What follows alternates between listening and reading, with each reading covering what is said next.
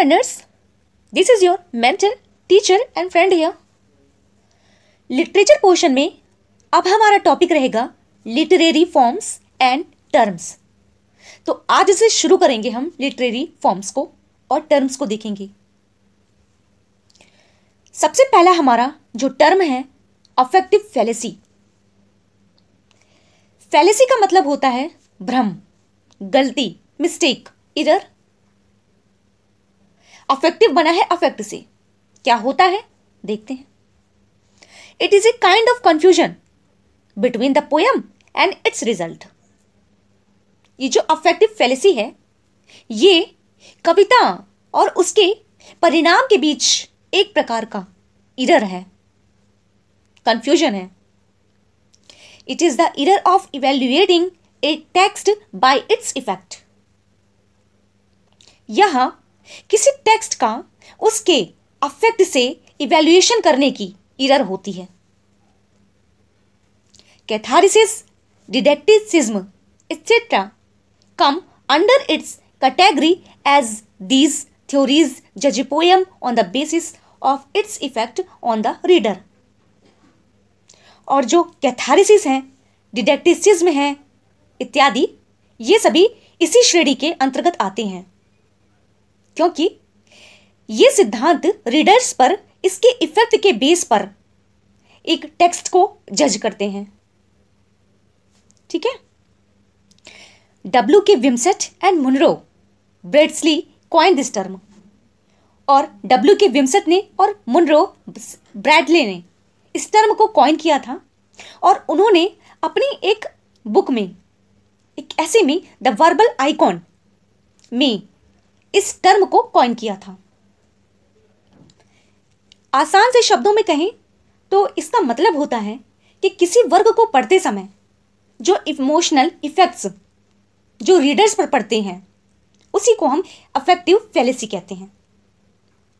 इसमें रीडर अपने emotional effect को जोड़ करके उस टेक्स्ट का, माफ कीजिएगा, उस टेक्स्ट का इवैल्यूएशन करते हैं। तो यही होता है हमारा अफेक्टिव फैलेसी। इसको हम भावात्मक भूल कह सकते हैं। आई होप चीजें क्लियर हो गई होंगी। अब हम चलते हैं अपने नेक्स्ट टर्म पे। Alexandrine. It is a line of verse that has 6 iambic feet और 12 syllable iambic lines। पहली बात तो ये समझिए, ये जो टर्म है ये फ्रेंच प्रोसिडी से है। एक ऐसी लाइन जिसमें 12 सिलेबल्स हों और इसको ना टेट्रामीटर के नाम से जाना जाता है और ये फ्रेंच पोएट्री वगैरह में यूज किया जाता था और ये स्टैंडर्ड मीटर भी रहा है। इसको 16th सेंचुरी में यूज किया जाता रहा है। अब बात करें अपनी इंग्लिश पोएट्री में तो ये आयम्बिक हेक्सामीटर के बराबर होती है और इसमें 6 iambic feet जिसको 12 स्लैम्बिक आयम्बिक लाइन्स भी कह सकते हैं। ठीक है, चाहे 6 iambic feet कहें या फिर 12 स्लैबल आयम्बिक लाइन्स कहें, एक ही चीज है।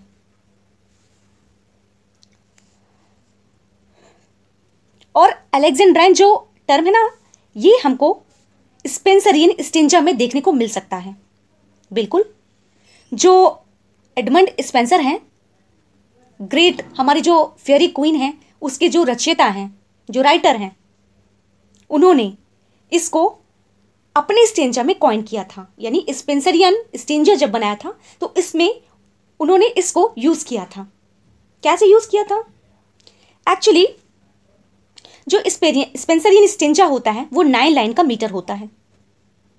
8 लाइन तो आयम्बिक पेंटामीटर की होती है इसमें। उसके बाद जो 9वीं लाइन होती है वो अलेक्जेंड्राइन होती है। इसी बहाने हम लोग चलिए एक बार रिकॉल कर लेते हैं स्पेंसरियन स्टेंजा को। क्या होता है? A B B C C. मैं लिखूं क्या जी? A B B C C. 9 lines होती है ना स्पेंसरियन स्टेंजा में। 1 2 3 4 5 6 7 8। ये तो आयम्बिक पेंटामीटर की लाइन्स है। और जो 9th है ना सी, ये है अलेक्जेंड्राइन। ठीक है, चलिए, आई होप आपको समझ में आई होंगी। कुछ इसके एग्जाम्पल्स हैं, जैसे एसे ऑन क्रिटिसिज्म में पोप ने यूज किया था, द टेस्टामेंट ऑफ ब्यूटी में रॉबर्ट ब्रिज ने यूज किया था। ठीक है जी, तो ये है अलेक्जेंड्राइन। अब आगे चलते हैं। Term number 3, allegory. Most famous allegory, it is a narrative poem और प्रोज। एलेग्री जो होती है ना, वो हमको प्रोज में भी देखने को मिलेगी, पोएट्री में भी, which carries a second meaning beneath the immediate surface account और an extended narrative which carries a second meaning along with its surface story. जो एक सिंपल टेक्स्ट होता है ना, वो मीनिंग तो हो ही, उसके अलावा एक अन्य meaning, secondary meaning, subjective sense वाली मीनिंग वो भी हो, यानी कविता के दो भाव हो, वो होता है एलेग्री। ठीक है, एक अर्थ निकले टेक्स्ट का और दूसरा उससे कुछ सीखने को मिले, उसका कुछ अन्य मीनिंग भी निकले, वही होती है एलेग्री।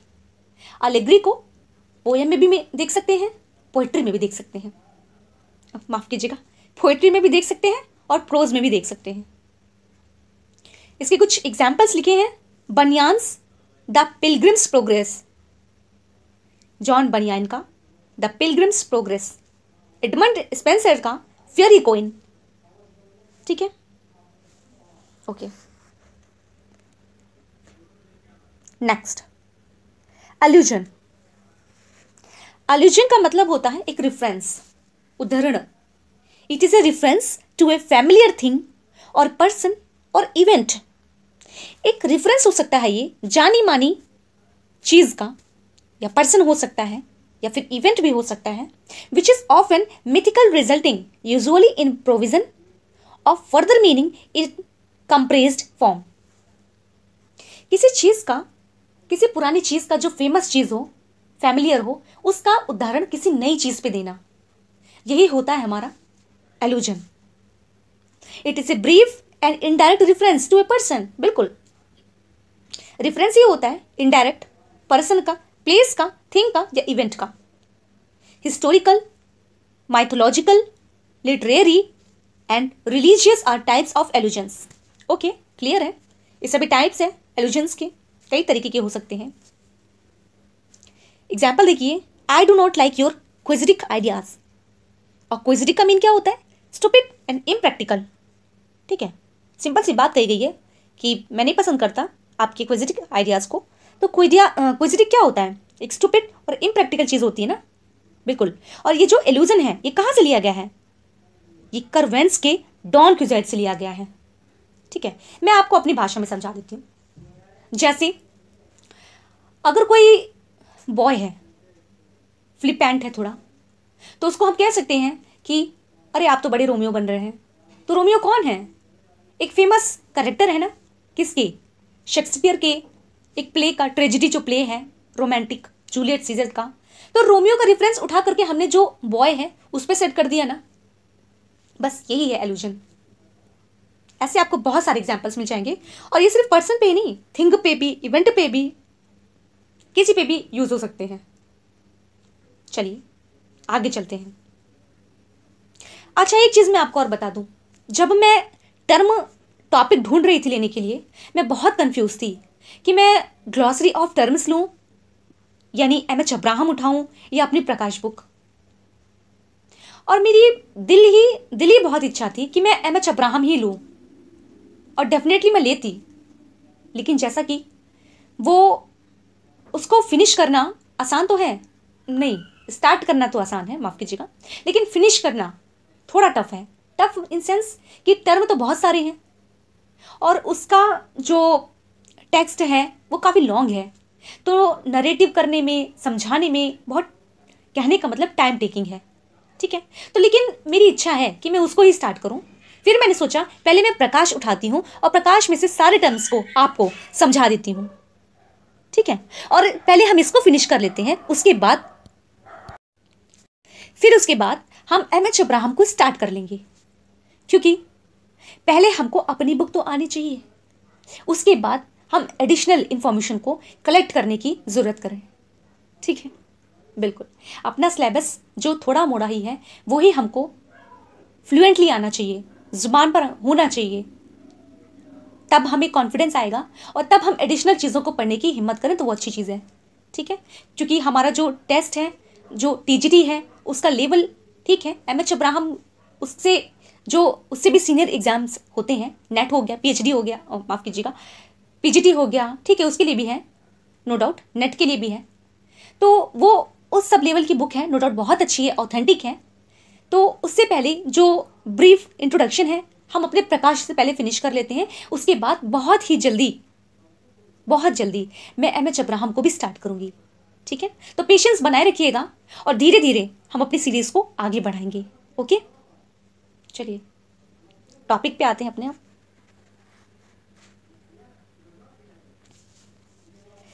नेक्स्ट टर्म है हमारा एनाक्रोनिज्म। एनाक्रोनिज्म क्या होता है? समय दोष, काल दोष, ये क्या चीज हुई भाई? It is an error in chronology of something located at the time when it could not have existed और अकर्ड। देखिए, जब राइटर अपनी रचना में एक ऐसी चीज का यूज कर ले जिसका आविष्कार उस समय में हुआ ही नहीं था, उसका आविष्कार प्रेजेंट टाइम में हुआ है या राइटर के टाइम में हुआ है, लेकिन जिस समय की वो घटना बता रहा है उस समय ना हुआ रहे, उस ऐसी कोई इन्वेंटेड चीज को वहां ले जाकर के सेट करना, फिट करना, वही होता है एनाक्रोनिज्म। ठीक है, बिल्कुल ठीक है, बहुत इजी है। ओके, आगे चलते हैं फिर। एनाकोलुथॉन क्या होता है ये? It is taken from Greek word anacoluthon. लिया गया है ग्रीक वर्ड से जो है एनाकोलाउथॉन। इसका मीनिंग होता है ना लैकिंग सीक्वेंस की कमी। It is a broken sentence, टूटा फूटा सेंटेंस होता है which lacks a grammatical sequence और an abrupt change within a sentence from one syntactic माफ कीजिएगा structure to another. It has syntactical inconsistency or incoherence within a sentence. It is a shift in an unfinished sentence from one syntactic construction to another. मेरी भाषा में समझिए, जो एनाकोलिथन होता है ना, उसमें हमको कमी मिलती है किसकी? ग्रामेटिकल सीक्वेंस की। बिना ग्रामर का यूज किए सेंटेंस होता है और उसी से उतने ही लिमिटेड शब्दों से हम अर्थ निकालने की कोशिश करते हैं जो कि ग्रामेटिकली इनकरेक्ट होता है। ठीक है, तो इसमें लैकिंग होता है सीक्वेंस का, ग्रामेटिकल सीक्वेंस का कमी होती है और उल्टे पुल्टे तरीके से ही सेंटेंस को क्रिएट करने की कोशिश की गई होती है। ठीक है, तो यही है हमारा एनाक्लोथन। चलिए एग्जाम्पल्स देख लीजिए। You really ought well, do it your own way, to die, to sleep no more, and by asleep to say we ain't। आप ठीक है, ये हैमलेट की लाइन है, थोड़ा लंबी चौड़ी लाइन्स हैं। आप एग्जाम्पल्स के तौर पे ले लीजिए ना, जैसे हम छोटा सा सेंटेंस एक ले लेते हैं, फॉर एग्जाम्पल आई डन। तो आई डन जो सेंटेंस है ना, वो ग्रामेटिकल करेक्ट नहीं है, लेकिन फिर भी ये रचनाओं में देखने को मिल सकता है। ठीक है, तो यही नहीं, ऐसे आपको बहुत सारे एग्जाम्पल्स मिल जाएंगे जो प्रोज या पोएट्री में होते हैं और उसमें ग्रामेटिकली जो करेक्शन होना चाहिए वो नहीं होता, फिर भी हम अर्थों को समझने का प्रयास करते हैं बिना ग्रामेटिकली करेक्शन के। ठीक है, यही है हमारा एनाक्लोथन जी। पॉज कर लीजिएगा, सारे एग्जाम्पल्स आप लाइन बाय लाइन पढ़ लीजिएगा। ठीक है, तब तक हम चलते हैं अपने नेक्स्ट टर्म पे जी। Anadiplausis. It is a repetition of the final words of a sentence or line at the beginning of the next. Anadiplausis में ना आपको रिपीटेशन देखने को मिल सकता है। किसका रिपीटेशन? फाइनल वर्ड्स का आपको रिपीटेशन देखने को मिलेगा या लाइन का। और जो लास्ट वर्ड होता है ना, फाइनल जो वर्ड होगा, अगली क्लास जब स्टार्ट होगी ना, उसी से ही शुरू होगी, फाइनल वाले वर्ड से। जैसे it is necessary that the word should be in the beginning और नियर द बिगिनिंग। ओके, ये तो कंपल्सरी है कि या तो जो बिगिनिंग वर्ड है वो हो, या तो लास्ट लेटर जो है वो दूसरे क्लास में या तो बिगिनिंग में ही हो या उसके जस्ट आस पास ही हो, टुगेदर हो। ठीक है, एग्जाम्पल के थ्रू समझ लीजिए। When I give my self, ये लाइन्स वॉल्ट व्हिटमैन की हैं। व्हेन आई गिव जो है, पेन ले लिया जाए, गिव फाइनल वर्ड है, दूसरे क्लास में देखिए गिव को आगे किया गया है। और यहां पे देखिए that word should be in the beginning और नियर द बिगिनिंग, या तो स्टार्टिंग में ही हो या उसके आस ही पास हो। तो यहां गिव जो है ये लास्ट में था, अभी स्टार्टिंग में हो गया। ओके जी, इसी तरीके से सेकंड एग्जाम्पल है, पॉज कर लीजिएगा, आराम से पढ़िएगा, हम आगे चलते हैं। Anagram, it is a word और phrase which is spelled by rearranging the letters of another word और फ्रेज। एनाग्राम में क्या होता है ना, कुछ लिमिटेड वर्ड्स, उन्हीं लिमिटेड सेम लेटर्स का यूज करके एक न्यू वर्ड को क्रिएट करना होता है एनाग्राम। ठीक है, rearranging the letters of another word और फ्रेज, यानी कुछ स्पेलिंग्स को लेकर के उन्हीं स्पेलिंग से रीअरेंज करना लेटर्स को, जिससे एक नया वर्ड या फ्रेज बन सके, होता है एनाग्राम। जैसे एग्जाम्पल देखिए, बाइनरी से बना है ब्रेनी। अब बी है, बी गया स्टार्टिंग में ही है, आई गया यहां, ठीक है, वो आप देखिए बाइनरी से बना है ब्रेनी। ठीक है, ये ज्यादा समझाने की जरूरत नहीं है, आपको क्लियर है। नेक्स्ट एग्जाम्पल भी कुछ ऐसा ही है, William Shakespeare into I am a weakish speller.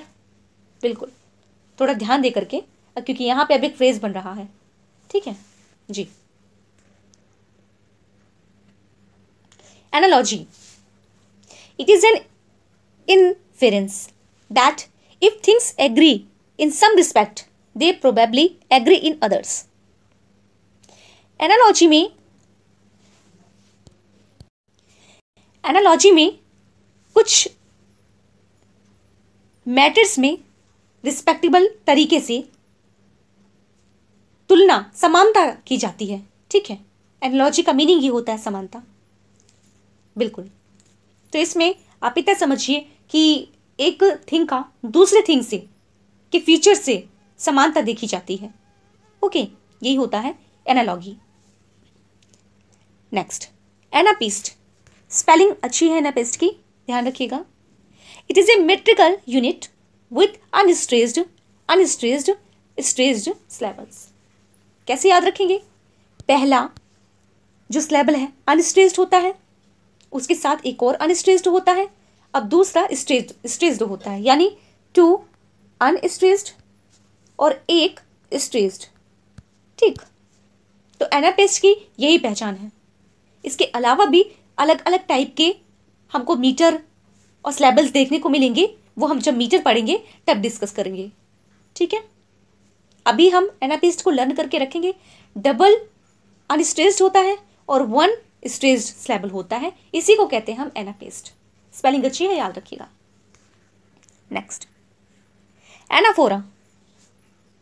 Anaphora ये भी रिपीटिशन है। It is a repetition of a word और phrase as the beginning of successive class.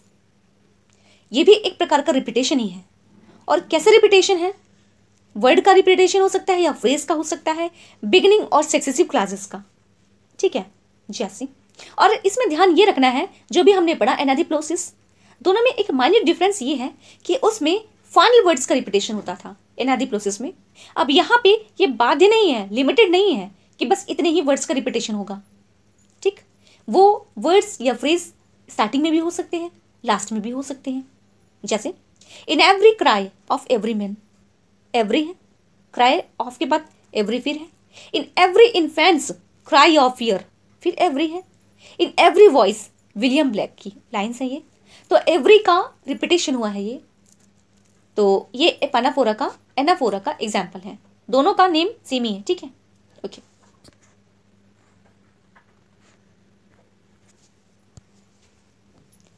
Apostrophe,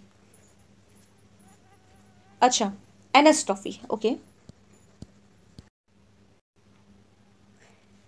the reversal of the normal word order of words is anastrophe. Anastrophe में क्या होता है, जो normal order of words होते हैं ना, वो रिवर्सल फॉर्म में होते हैं, ठीक है। और इसी को कहते हैं हम एनास्ट्रॉफी, यानी reversal of the normal order of words is called anastrophe, ठीक है। एग्जाम्पल देखिए, powerful you have become, the dark side I sense in you, ठीक है। तो ये रिवर्सल फॉर्म में है, जो वर्ड ऑर्डर है इसमें ये रिवर्सल फॉर्म में है, और इसीलिए ये एनास्ट्रॉफी के नाम से जाना जाता है, ओके। मैंने इसको गलती से अपस्ट्रॉफी पढ़ लिया था, वो गलती आप ना करें, आई होप जब उसका टर्म आएगा तब देखा जाएगा। वैसे मैंने फिगर ऑफ स्पीच में अपस्ट्रॉफी करा दिया है, ठीक है। एनोनिम, एनोनिम है ना जो, ये एनोनिमस से बना है। अगर आपको पता हो, एनोनिमस का मतलब होता है गुमनाम, यानी जिसका क्लियर नाम ना पता हो, ठीक है, शुभ नाम ना पता हो जिसका। It is a fictitious name, मनगढ़ंत नाम, used when the person performs a particular social role. It is a pseudonym. Original नाम ना हो, अपने मन से कोई नाम बना करके रख लिया गया हो पार्टिकुलर सोशल रोल के लिए, परफॉर्म करने के लिए, इसी को हम छद्मनाम या ज़्यूडोनिम भी कहते हैं। ज़्यूडोनिम की स्पेलिंग बहुत अच्छी है, ध्यान रखिएगा, पी से स्टार्ट होती है। हमारे सिलेबस में जो जॉन गर्ल्स वर्दी महोदय हैं, उनका नाम भी ज़्यूडोनिम रहा है, पूछा जाता है, इंपॉर्टेंट है, जॉन सिंह जॉन के नाम से, हम सबको पता है। तो ये वही एनोनिम एक टर्म है, ठीक है। Antonomasia, it is a figure of speech in which a proper noun is used as a common noun. एक अलंकार ही है, इसमें प्रॉपर नाउन को ना कॉमन नाउन के तरीके यूज किया गया होता है। It is a kind of metonymy, बिल्कुल ये मेटोनमी का ही एक काइंड है। इन इट एन एपिथेट और phrase takes the place of a proper name, बिल्कुल एक प्रॉपर नाम जो होता है वो फ्रेज के तरीके यूज किया गया होता है। एग्जाम्पल पढ़े, एकदम क्लियर हो जाएगा, कुछ शब्दों में उलझने की जरूरत नहीं है, ठीक है, बस हमको अंडरस्टैंडिंग होनी चाहिए, समझ में आना चाहिए, that is the matter. The bard for Shakespeare, bard जैसे शेक्सपियर के लिए यूज किया गया है। The little master for Sachin Tendulkar, ठीक है। तो कहने का मतलब एक प्रॉपर नाउन को कॉमन नाउन बना देना, यही होता है एंटोनोमेशिया। मेटोनमी का एग्जाम्पल है, हो सकता है आपसे सिनोनिम में पूछा जाए 4 ऑप्शन दे करके, तो आप कंफ्यूज नहीं होंगे, इसको आप इंपॉर्टेंट मार्क कर लीजिए। और ध्यान रहे, जब भी ये क्वेश्चन ऐसा आता है, 4 ऑप्शन आते हैं, तो अगर सिमिलर ऑप्शन है उसमें से एक ऑप्शन अप्रोप्रिएट होगा, मोस्ट अप्रोप्रिएट, उसको हमें टिक करना है, ठीक है। बाकी तो आयोग ही जान सकता है कैसे उसके ऑप्शंस होंगे, एफ में जाने की संभावना ना हो क्वेश्चन की। Aphorism, a short pithy instructive saying is called aphorism. Aphorism का मीनिंग होता है, इसको हम कह सकते हैं सूक्ति, कोई कहावत हो सकती है, ठीक है। और छोटे से ही एक सेंटेंस में ना बहुत ही मतलब की बात कही जाए, चातुर्य वाली बात कही जाए, वही होती है सूक्ति या कहावत। सत्य को संक्षेप में लिखा गया होता है, उसको हम एफोरिज्म के नाम से जान सकते हैं। एग्जाम्पल पढ़िए, power trend to corrupt and absolute power corrupts absolutely, बिल्कुल बहुत ही बुद्धिमानी वाली बातें हो और सत्य को, यानी जो रियलिटी हो, उसी को हम ब्रीफ में समझाने की कोशिश करें, यही है हमारा एफोरिज्म, ठीक है। Next, Apollonian, Dionysian. These words are used to show the opposition between reason and instinct, culture and primitive nature. इसमें कुछ अपोजिंग वर्ड्स होते हैं जो रीजन और इंस्टिंक्ट के बीच में कंट्रास्ट को दिखाते हैं, कल्चर और प्रिमिटिव नेचर के बीच में कंट्रास्ट को दिखाते हैं। ठीक है, they present two ever present tendencies in man, और ये किसी व्यक्ति में दो अलग अलग टेंडेंसीज को दिखाते हैं। ठीक है, इसमें इंपॉर्टेंट ये है कि इसको कॉइन किसने किया था। This term was used by Nietzsche, जो भी आप प्रोनाउंसिएशन कर पा रहे हैं, स्पेलिंग इंपॉर्टेंट है, वो आप ध्यान रखेंगे, इन्होंने कॉइन किया था। ओके, बस। Apologue, apologue it is a short moral story often with animal characters. Apologue ना आपको फेबल के जैसे लग सकती है, और इसमें ना मोरल स्टोरी छिपी हो सकती है, बिल्कुल, और उसके जो कैरेक्टर्स होंगे ना वो एनिमल कैरेक्टर्स हो सकते हैं। ठीक है, बिल्कुल, और इसमें अब्स्ट्रैक्ट मोरल आइडियाज को, प्रिंसिपल्स को, ह्यूमन बिहेवियर को एनिमल कैरेक्टर्स के थ्रू समझाने का प्रयास किया गया रहता है। ओके, यही है हमारा एपोलॉग।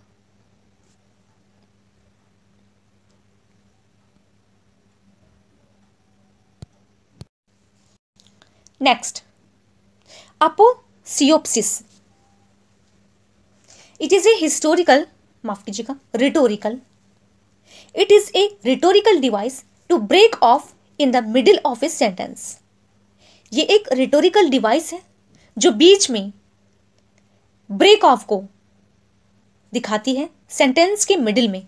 ठीक है, it is used by writers of realistic conversations, और ये राइटर्स के द्वारा यूज किया जाता था ना रियलिस्टिक कन्वर्सेशंस के लिए। क्यों?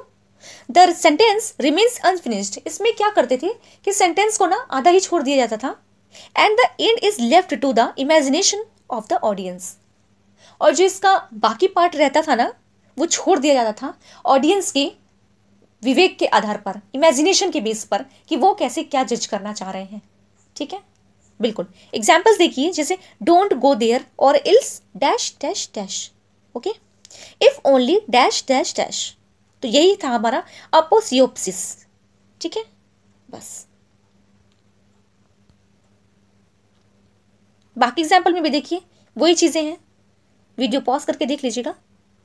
आर्काइज्म, द यूज ऑफ एन, जी, the use of an old और ऑब्सोलेट वर्ड, इडियम और form is known as archaism. Archaism का मतलब होता है ना कोई ऐसा लिटरेरी यूज ऑफ वर्ड्स या एक्सप्रेशन जो बहुत समय से यूज में ना हो। ठीक है, उनको त्याग दिया गया हो, यूज ना किए जा रहे हो। जैसे कोई चीज पुरानी कोई चीज हो और उसका अभी यूज किया ना जा रहा हो, ठीक है, तो उसको कहते हैं आर्काइज्म। और ये वर्ड या इडियम या अन्य फॉर्म में भी हो सकते हैं। ठीक है, archetype, it is an original model on which something is patterned, यानी आदर्श से आप सेंस लगा लीजिए इसका, कोई विशिष्ट प्रकार का व्यक्ति जो किसी आदर्श के रूप में प्रस्तुत किया जाए, है ना, अच्छे सेंस में है, उसी को कहते हैं हम आर्केटाइप। आसिडेंटन, इसका अपोजिट है पॉलिडेंटन। आसिडेंटन जो है इसमें इसका मतलब होता है संयोजकहीन रचना। A figure of speech in which conjunctions are omitted is called as asyndeton, जिसमें ना कंजंक्शंस का लोप हो या मतलब मना ही हो, ना यूज किया गया हो, वही होता है हमारा एसिडेंटन। जैसे आई केम, आई सा, आई कॉन्कर्ड, ये एग्जाम्पल है एसिडेंटन का। इसमें देखिए कोई क्लास नहीं है, मतलब क्लास है, माफ कीजिएगा, कंजंक्शंस नहीं है। ठीक है, Attic salt, refined, delicate and poignant wit is known as Attic salt. परिष्कृत, डेलिकेट और मार्मिक जो विट है उसी को हम एटिक साल्ट के नाम से जान सकते हैं। ठीक है, चलिए तो आज के लिए इतना इनफ है। बाकी यहाँ से अब हम कल स्टार्ट करेंगे, और ये प्रकाश के सारे टर्म्स को फिनिश करना हमारी जिम्मेदारी है। सारी बेसिक चीज़ें हैं, हमें अपनी माइंड में, जुबान पर रटा होना चाहिए। और जब ये बेस है हमारा टीजीटी का, जब प्रकाश बुक नहीं रेडी है तो हम और ऊपर जा करके एडिशनल फैक्ट्स पढ़ने की सोच नहीं सकते हैं। ठीक है, तो पहले प्रकाश को पूरा फिनिश करते हैं, कोई पार्ट हमसे छूटा ना रह जाए, उसके बाद हम अपनी कोई नई चीज़ शुरू करेंगे। लेकिन ये भी मेरा आपसे प्रॉमिस है कि एमएच अब्राहम बहुत ही जल्दी शुरू करेंगे हम, लेकिन पहले प्रकाश को फिनिश करके। ठीक है, चलिए फिर किसी वीडियो में मिलते हैं इंपॉर्टेंट टॉपिक्स के साथ में। मेरे चैनल को लाइक करिए, सब्सक्राइब करिए, शेयर ज़रूर करिए। तब तक के लिए thank you so much, bye bye.